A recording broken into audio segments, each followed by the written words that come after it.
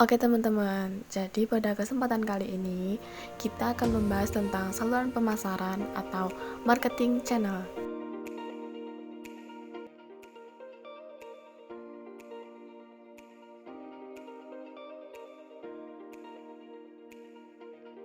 Jadi, saluran pemasaran atau marketing channel adalah sekumpulan organisasi yang saling bergantung dan berpartisipasi dalam membuat suatu produk dan jasa tersedia untuk digunakan dan dikonsumsi.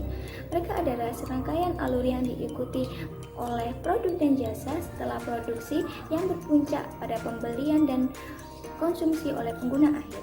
Sedangkan contoh dari saluran pemasaran sendiri adalah promosi door to door, iklan di TV, Lagi puasa ya?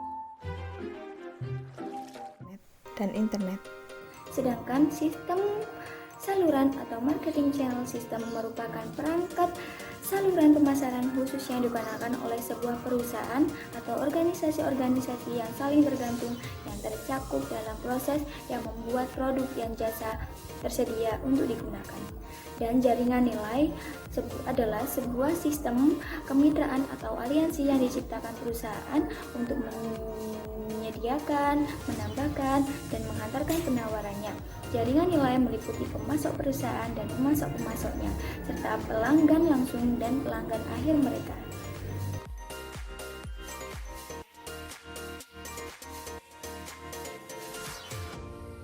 Peranan atau pekerjaan yang dilakukan saluran pemasaran. Tugas utama saluran pemasaran adalah memindahkan barang dari produsen ke konsumen, sedangkan peran utama saluran pemasaran adalah mengubah pembeli potensial menjadi pelanggan yang menguntungkan. Mereka tidak hanya melayani pasar, tetapi juga harus membentuk pasar. Saluran pemasaran juga mengatasi kesenjangan waktu, tempat, dan kepemilikan yang memisahkan barang dan jasa dari mereka yang memerlukan atau menginginkannya. Saluran pemasaran memiliki fungsi sebagai fungsi informasi, komunikasi, negosiasi, pemesanan, keuangan, pembiayaan, pengambilan risiko, kepemilikan fisik, pembayaran, transfer, dan hak milik dari barang dan jasa yang diinginkan.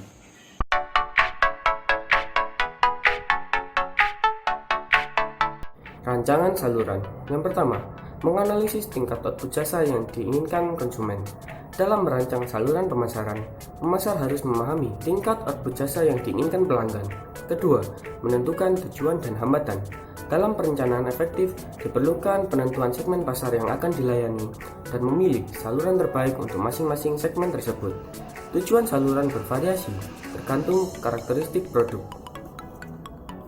Contohnya dapat kita amati pada produk Sunlight. Targeting dari produk ini adalah untuk ibu-ibu rumah tangga. Sasarannya adalah masyarakat yang sudah berkeluarga. Namun kemudian berkembang dengan seiring berjalannya waktu, produk Sunlight juga sangat berguna untuk anak kos. Spesialisasi produk Sunlight ini adalah sabun pencuci piring. Oke, selanjutnya yaitu faktor yang mempengaruhi saluran. Yang pertama, pertimbangan pasar, pertimbangan barang, pertimbangan perusahaan, dan pertimbangan perantara. Contohnya sama, yaitu pada produk Sunlight. Pertimbangan pasar pada produk Sunlight ini ditujukan untuk ibu-ibu yang sudah berumah tangga.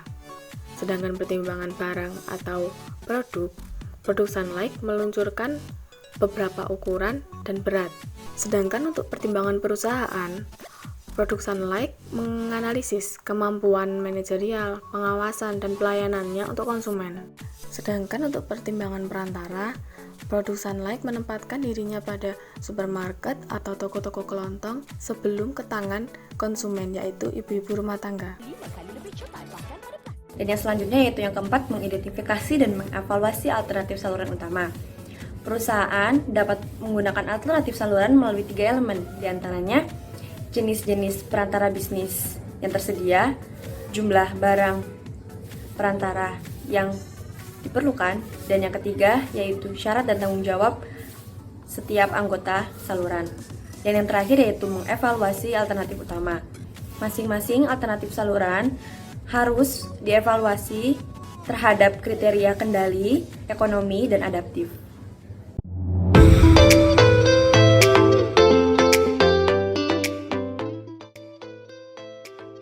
Keputusan manajemen saluran. Keputusan yang dilakukan yang pertama adalah memilih anggota saluran. Untuk memfasilitasi pemilihan anggota saluran, produsen harus menentukan karakteristik yang membedakan perantara yang lebih baik. Yang kedua, memilih dan memotivasi anggota saluran. Agar dapat merangsang anggota saluran mencapai kinerja puncak, perusahaan harus memulai dengan memahami kebutuhan dan keinginan mereka. Yang ketiga, mengevaluasi anggota saluran. Produsen harus terus mengevaluasi kinerja perantara terhadap standar-standar seperti perolehan kuota penjualan, rata-rata tingkat persediaan, waktu pengiriman pelanggan, perawatan barang yang rusak dan hilang, dan kerjasama dalam program promosi dan pelatihan. Contohnya yaitu pada perusahaan Ultramilk dengan perantara seperti Alfamart. Dari pihak Ultramilk meminta laporan hasil penjualan produk selama 1 bulan untuk mengevaluasi persediaan. Lalu, adakah produk Ultramilk yang rusak atau bocor, dan perawatan yang diberikan Alfamart kepada produk tersebut saat berada di stok toko. 4. Memodifikasi rancangan dan pengaturan saluran. Produsen harus selalu meninjau dan melakukan modifikasi rancangan dan pengaturan salurannya. 5. Integrasi dan sistem saluran. Ada 3 jenis. Yang pertama, VMS atau sistem pemasaran vertikal. Ada 3 jenis VMS, yaitu 1. VMS korporat, 2. VMS administrasi, 3. VMS kontraktual. VMS korporat yaitu serangkaian tahap produksi dan distribusi di bawah kepemilikan tunggal. Contoh dari VMS korporat adalah Alfamart yang memproduksi gula, air mineral, camilan, dan lain-lain yang kemudian memasok barang dagangan ke toko Alfamart. Jadi, mereka membuat dan memiliki toko untuk menjual produknya. VMS teradministrasi yaitu serangkaian tahap produksi dan distribusi tidak melalui kepemilikan biasa, tetapi lewat besar dan kekuatan salah satu pihak. Misalkan, merek Kodak dan Gillette merupakan contoh produk yang cukup mendominasi pasar. VMS kontraktual merupakan perusahaan independen di tingkat produksi dan distribusi yang berbeda yang melakukan penggabungan program berdasarkan pada suatu perjanjian. Contohnya yaitu kolaborasi dari Supreme dengan Oreo. Mereka merupakan contoh perusahaan yang melakukan produksi di tingkat yang berbeda. B. Sistem pemasaran horizontal adalah di mana 2 atau lebih perusahaan yang tidak berhubungan menyatukan sumber daya atau program untuk mengeksploitasi peluang pemasaran yang muncul. C. Mengintegrasi sistem pemasaran multisaluran. Pemasaran multisaluran atau multi-channel marketing terjadi ketika sebuah perusahaan menggunakan 2 atau lebih saluran pemasaran untuk menjangkau 1 atau lebih segmen pelanggan.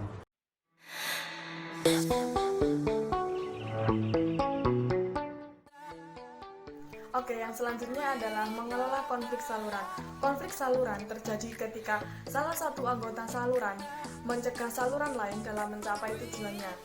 Jenis konflik saluran ada 3. Yang pertama adalah konflik saluran vertikal, yaitu konflik antara tingkat yang berbeda dalam satu saluran yang sama. Contoh untuk konflik saluran vertikal yaitu pada perusahaan Honda mengalami konflik dengan penyalurannya dalam usaha menerapkan kebijakan layanan dan penetapan harga. Yang kedua adalah konflik saluran horizontal, yaitu konflik antar anggota pada tingkatan yang sama di dalam suatu saluran.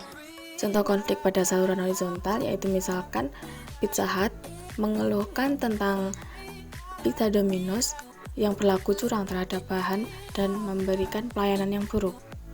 Yang ketiga adalah konflik multisaluran, terjadi ketika produsen menentukan 2 atau lebih saluran yang menjual ke pasar yang sama. Untuk contoh konflik multisaluran, misalkan persaingan antara produk Sunlight dan produk Mama Lemon karena mereka memiliki pasar yang sama. Penyebab konflik saluran yang pertama adalah ketidakselarasan tujuan, kedua peran dan hak yang tidak jelas, ketiga perbedaan persepsi, dan yang terakhir adalah ketergantungan terhadap produsen.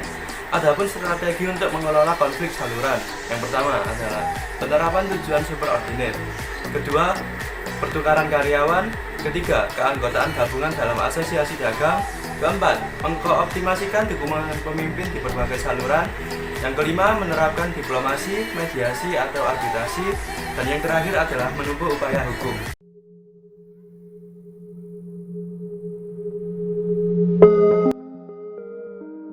E-bisnis atau bisnis elektronik menggambarkan penggunaan sarana elektronik dan platform untuk melakukan bisnis perusahaan.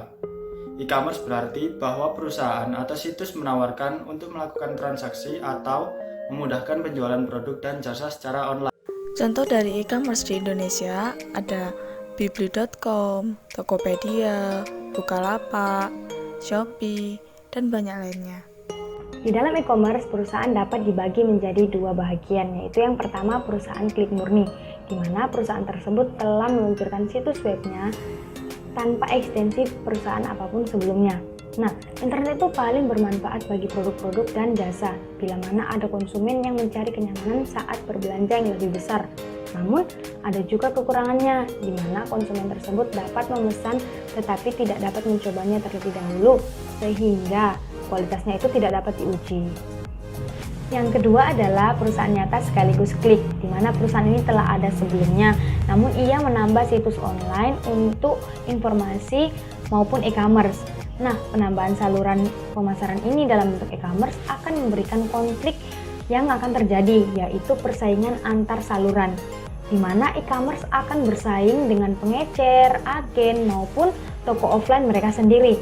Namun, ada beberapa cara yang dapat dilakukan untuk meredakan konflik ini, yaitu perusahaan harus menawarkan produk yang berbeda pada setiap internet.